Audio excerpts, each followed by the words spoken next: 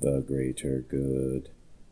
Hey everybody, Greater Good Mining here. Today I'm going to show you how to change out your power supply fan on your KS3, KS3L, KS3M. It should work on a KS5L and KS5M as well. I've already replaced the power supply fan on my KS1. It will also work on a KS2 with a Noctua fan. These will have to be hardwired in on a KS1 or KS2. And in today's video, the fan that I show you, I ended up soldering into this KS3 and saved it. So keep watching if you want to learn how. So a little backstory, this video here, my Iceriver Kaspa ASICs keep dying. This was my KS3. I'll show you a clip from it. My KS3 power supply was having a blinky light, red blinking light. It blinks red 4 times and green once. And that tells me that the power supply fan, one of them is dead. It was showing gray chips on all my boards. It was showing 0 gigahash for my hash rate in the web GUI. So that specific example it's trying to tell you that your power supply fan is not working. So in this video here, I took everything apart. I took my shroud kit off and the fan shroud kit off, and I could see that this fan specifically was not spinning. So check this video out if you want to learn more about the backstory. But if you just want to know how to swap it out, I'm going to show you in this video today. Okay, I got the replacement fan for the power supply. Thank you to my faffling buddy Fully Electric for recommending this one on Amazon that comes a little quicker. I bought some off eBay and they're still not going to get here for like another week. So now I can test this out. I'm hoping that this will help people that have failures with their power supplies.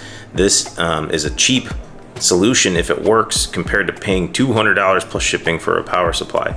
So anyway, we'll try this out. We'll see if it works. All right, let's get these screws off the bus bar. Take this power supply out. So this is the dead fan, and I was able to get this one to spin by wiring it up, but it just wouldn't make the power supply wake up to tell the ASIC to start hashing. So I took off the known to be good power supply off of my KS3M here. I would recommend buying a backup power supply in case the issue isn't the fan, because it's not always the fan. In this case, I'm hoping it is this little guy right here. So I'll go ahead and swap this fan in there. I'll show you how, and then we'll reattach the power supply. If you want to see how to take the power supply off, I've done a few videos where I took the power supply off my KS1 and replaced the fan with a Noctua fan. This is a similar fan to the one I replaced with Noctua on the power supply for the KS1. I also showed it in my recent video where I show that my KS3 died. I show how to take off the power supply on the KS3. So you can watch those videos if you're not sure how to do it. So let's go ahead and take this thing apart. We'll plug this fan in, reattach the power supply, and hope that it works. Okay, so if you haven't seen my other video, I just kind of point out there's a lot of little small screws around the edges. So 1, 2, 3, 4. There's just a ton of these little screws. So you're just gonna have to remove all these little screws, and then we can pop this cover off, okay? I'm not gonna show you me unscrewing it, just unscrew them and I'll show you the next step. Okay, so you got the screws out of the perimeter of the power supply, so you can take the cover off. You're gonna pull this little black shroud back. And then this is where it plugs in. I've already unplugged it. So I tried to rig this up. I didn't even include this in my last video. So I had wired up a fan that I knew was at least working and telling the ASICs to turn on. And this fan did turn on, but it wasn't telling the ASIC that it was working. So basically, long story short, this is all garbage now. So here's the new fan. I'm gonna go ahead and just like slide it in there. So you need to make sure it's facing the proper way. There's little arrows on these fans to show you which way the airflow direction needs to go. So it's just gonna pop in there just like the stock one. So I'm looking at the connections on the end of this fan and they are not the same.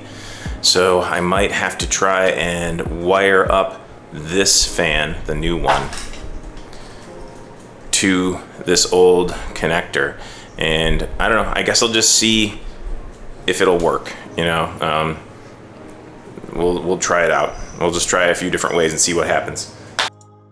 Okay, so I ended up snipping off the old connector and I soldered it to the new fan.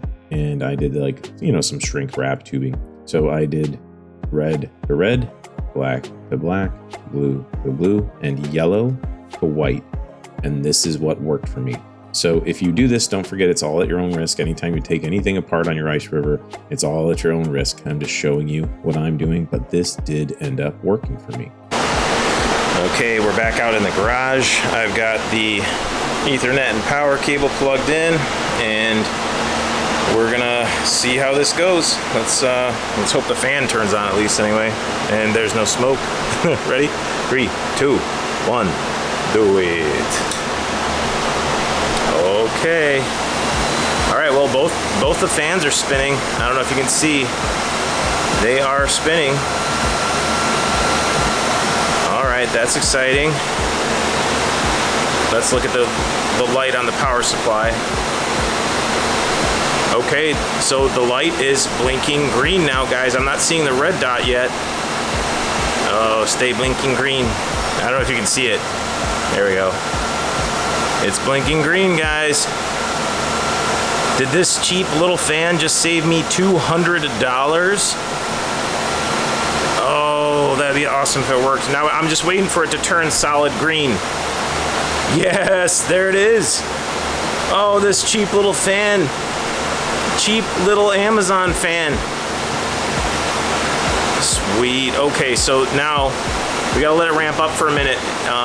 We'll go log into the web GUI and we'll kind of see what it looks like. We'll see if it's actually gonna start like hashing. Before, the broken power supply, it wouldn't even start hashing at all. Oh, it's ramping up. It's ramping up, so that must mean it's trying to do something. Let's go log into the web GUI and see what happens. Okay, check this out. So it is up and hashing. That little fan, the way I had it wired, wired to the original plug, is working. So, you know, of course, unfortunately, this is the KS3M that's causing me trouble. So I'm not happy about this. Only one of the hash boards is working at the moment. But I am happy that the power supply, I was able to resuscitate it with this little fan. It's cheap. And I'll leave the link, like I said, in the description of the video. Now, if you do this at your own risk. It is, I am not a professional ASIC repair person. I am just a dude faffing in his garage. So, you know, if you are not comfortable doing this, you should have a professional repair your ASIC or your power supply, or just buy a new power supply. But in my case, it worked. If you get the 4 red blinky lights and 1 green blink, and it repeats in that pattern, there's a high probability, and especially if you physically see when your fan's not moving, there's a high probability that if you replace the fan, that this will wake your power supply and your ASIC back up. Now, I still, you know, recommend maybe having a backup power supply. That way, you don't have to wait for, you know, parts to show up. You can just swap it in, and then you can revitalize that power supply, and that can be your backup power supply, if you know what I mean. So, anyway, I hope this video was helpful to you. Keep an eye out. I'm going to be trying to work on getting my other 2 hash boards on this KS3M woken back up. They are dead right now. I repasted it. I am going to use different firmware and see if I can, you know, get it to wake back up too. Like, see if I can wake these hash boards back up. If not, I might have to open a ticket with Iceriver and see if I can send them back, because it's not my fault that these are screwed up. I've really just kind of like left this KS3M stock, and it was hosted. So it was in like a nice controlled environment. So this should not have happened. These hash boards should not have died. The paste on them was honestly terrible. So that'll be a whole nother video though. I won't blab too much about that. Watch that other video. It'll be coming out soon. So anyway, I hope this video was helpful to you, and that maybe it saves you guys some issues in the future with your Icerivers, and saves you some downtime. I mean, it could be a significant amount of money that you lose if you have, you know, a long downtime waiting for the power supply to arrive. Sometimes it takes about a week or 2 for them to show up. So anyway, hit the like button, subscribe to my channel if you want to see more content like this, and don't forget to keep it decentralized for the greater good. The greater good.